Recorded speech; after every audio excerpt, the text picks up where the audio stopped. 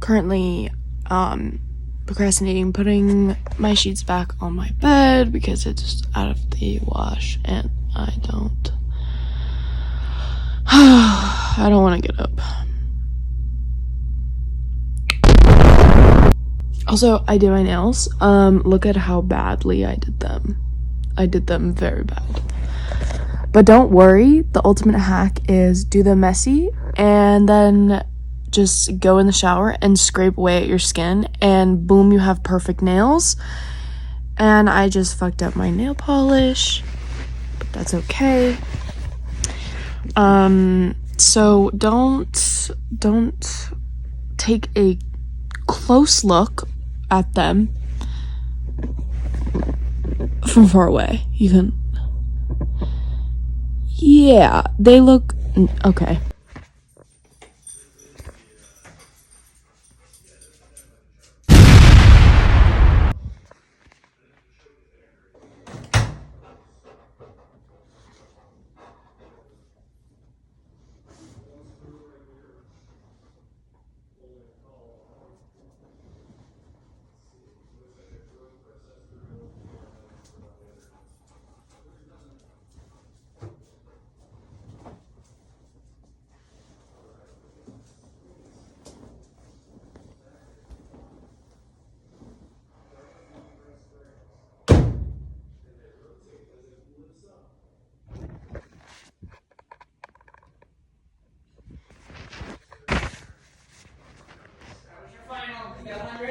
Yeah.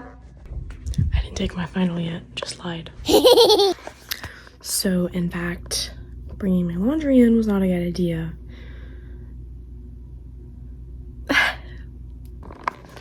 Will you fit here? I think you're gonna fall, but you're not falling now, so.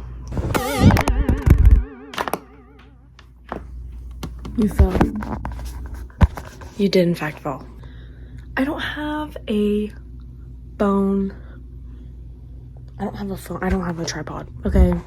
I don't have that kind of YouTuber money.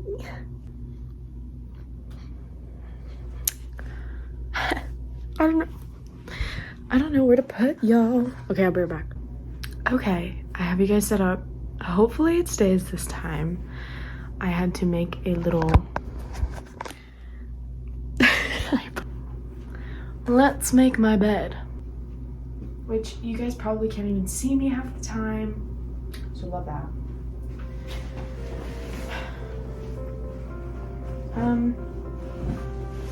I guess this is just gonna be a part of my day in the life vlog. It's pretty boring. I mostly don't do anything.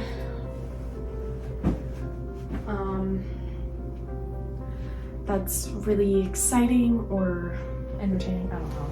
I don't think so. I live a very normal life. And the couple of people that are probably just gonna see this, it's nothing too crazy. But you know, I want to start a new hobby. And if that's gonna be social media, then I gotta start somewhere. But I really just wanted to start vlogging again because I've been watching YouTube since I was little and I watched so many vlogs all the time. I still do. I mean, it's pretty much the only thing I watch nowadays. My attention span can't really, you know, I don't really like to watch movies or shows. I like something a little bit more casual, and maybe that's just because I watched YouTube as a kid growing up, so naturally I watch it as an adult. So it's my main form of entertainment, which I don't know if it's a good thing or a bad thing, honestly. It's probably not a bad thing. I mean, I support the creators that I really enjoy. And some creators that I do like are the commentary ones. Obviously the classics like Danny Gonzalez, Drew Gooden, and Curtis Connor, the trio. I've seen Curtis Connor multiple times in person. He's come to Arizona quite often. He's really funny. I like him a lot. I love his videos. I'm really into gaming as well. I love watching gaming YouTubers. I'm like out of breath for like no reason. Hello? But I really love Corey Kenshin. And I used to kind of do, I still just kind of have to be in the mood, but I watch Markiplier as well. I used to watch PewDiePie, but not so much anymore. I just watched his, a few years back, I watched his Minecraft series on YouTube. I think that's the only like full series that I watched of his. Other than that, I don't really watch him. When I was growing up, I loved IS Cupquake. If you know who IS Cupquake is, I want to be your friend, because I don't meet very many people that know who that is. Even though she was really giant when we were kids, I just don't have a lot of friends in person that I don't think we had the same childhood, because I did move around a lot. So all of the friends that I'm friends with in person now, we had very different childhoods. So I think I really connected with YouTube growing up because I was an Air Force brat, and I didn't really have a lot of constant things in my life, but YouTube was one of them. It was always there for me. All of the creators were there for me growing up, so it's definitely a comfort thing that I just grown to really love. And I don't think that I think I would be a very different person today if it wasn't for growing up with YouTube and a little social media. I didn't really start social media, or didn't have social media until I was like in middle school. But all of my friends started around like elementary age, and I snuck it in elementary age, but I wasn't really on it. The only thing I really had was Snapchat, and even that was just like, I don't even remember using it that much, honestly. I really don't remember using it that much, but I just realized I put the sheet on and then a squishmallow on it. Yeah, I guess that's just comes with, you know, being an Air Force brat and not having very many friends growing up too. I had friends, but I didn't have a ton, and I don't have a best friend currently in my life, and I think that's a part of the reason why I don't have a best friend now, is because I didn't have one growing up. So I wasn't able to really like connect with one person for a long time. So I am a little bit jealous of people that have like a childhood best friend, or a best friend that they've been friends with for like 10-15 years, you know? It feels like I'm no one's favorite person, you know?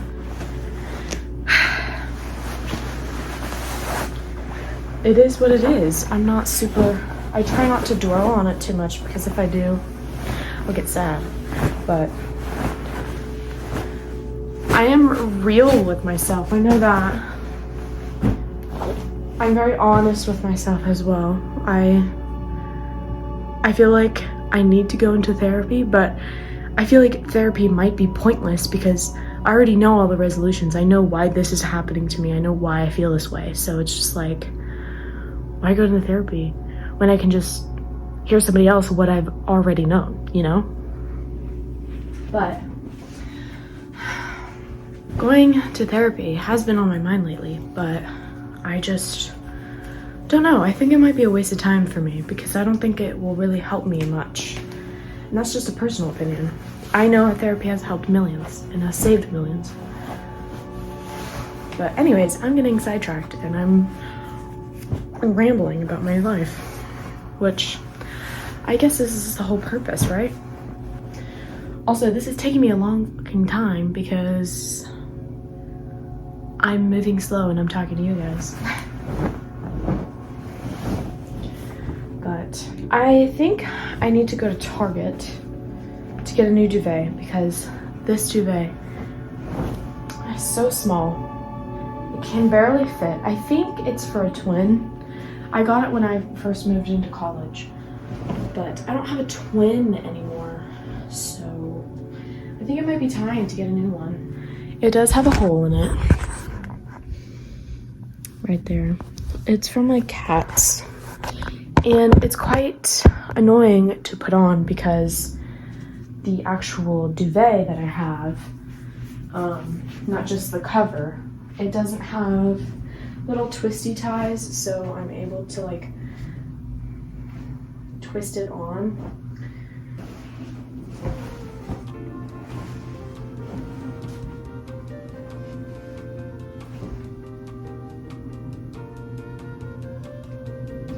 I also put this upside down, but I don't feel like moving it, so it is what it is, I guess.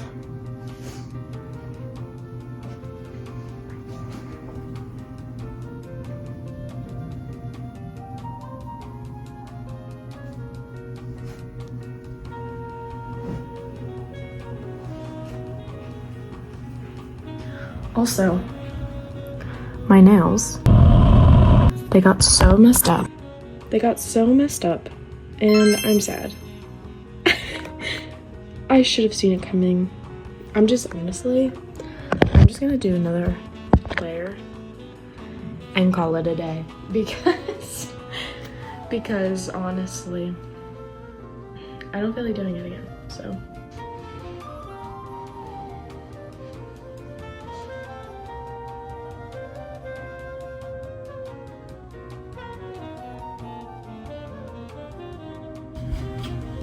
And then I think the next thing I'm gonna be doing is vacuuming because I have a lot of cat litter on my damn floor. And I need to get rid of it ASAP. Because I am a very clean person in my room. But recently, I just had my boyfriend's cat over for a week because he had to get emergency surgery done, and while my boyfriend, his name is Sam, while Sam was over, we had to go and take him in for emergency surgery because Oliver, the cat, was throwing up a lot and peeing outside the litter box. At first, the throw up seemed normal. I thought, oh, he has an upset stomach. I think he's going to be fine. But then he started peeing outside the litter box, and that's like super unusual. That's when I started to raise concerns. But still, I didn't think anything of it because I was just like, oh, he has a stomach ache. I've lived with cats all my life, so I feel like I can tell when something is serious and when something is just like a stomach ache. But Sam is a new cat parent. So of course he was nervous the whole way. And he had every right to be because it came out to the fact that he had to go through surgery, but he threw up the third time and it was straight bile. It was dark green. It looked like matcha, but darker. But it was that opaque, it was that green. And that's when I was like, oh, that is not normal. I think we need to take him in. And we called a couple vets and we told them the symptoms and they told him we need to bring him in. So we had brought him in to the vet. We brought him to a Blue Pearl hospital here in Arizona, and the bill just to take him was $1,100, and that was a lot. Basically what they had to do is they had to scan for x-rays, see if there was anything in his stomach, see if he swallowed something. They found this little cap this little cap in his small intestine, and later we found out that it was a part of his toy, one of those like stick toys. On the ends of the stick toys, they have these little silicone caps that kind of looks like a earplug. It's in that shape, but it's hollow on the inside, and its silicone's real small. We have it at Sam's house. But basically they did x-rays, they found that in his small intestine, and we needed to go into surgery to take it out because his body, his organs are so small. There's baby, he's a small cat, and it wasn't gonna pass through. So it was very scary, very sad. We went to another hospital because the doctor there, they didn't have a surgeon, so he referred us to this other surgeon, which was at another Blue Pearl hospital here in Arizona. It was way north, and we probably drove like an hour. I drove an hour there to get him there, and basically the surgeon told us, hey, this is gonna be $7,000, and after we just spent $1,100 on just the visit and x-rays alone, it was too expensive. We couldn't afford that. So we were like, we have to put him down. However, the doctor told us there is another option, that we can wait and we can call vets in the morning, the next morning, because at this point it was 2 a.m. It was so late. It would have had to have been an overnight surgery, and we would have been there for probably till morning, like way early morning. And he told us, you can do is you can wait, call vets to see if they can do surgery the next morning right away. So that's what we did. We took him home that night.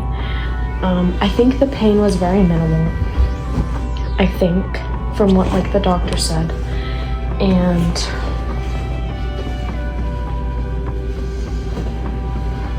which was that was good. So we my boyfriend got up early, called I think around like 8 to 9 vets, and we found one, which was still really far from us, but we did find it, and they were able to do the surgery for $2,000, essentially, a little over $2,000, but it was like $2,200, I think.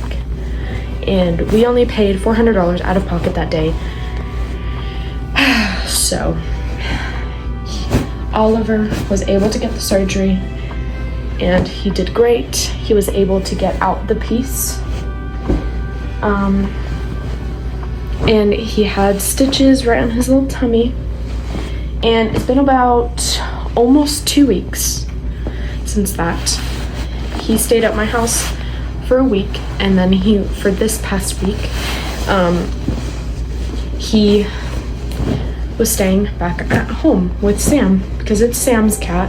I got Oliver for Sam for Christmas, but it's kind of both of our cats because I helped pay, and he's my baby and I care for him too. Duh. So I'm kind of like his stepmom, you know what I mean? Oliver's okay. He's about to get off his cone on Sunday. Today is Thursday in the afternoon, so he's about to get it off, which I'm very excited for. He deserves it. He's been bugging. His stitches are almost healed, so that's great. And I finished my bed.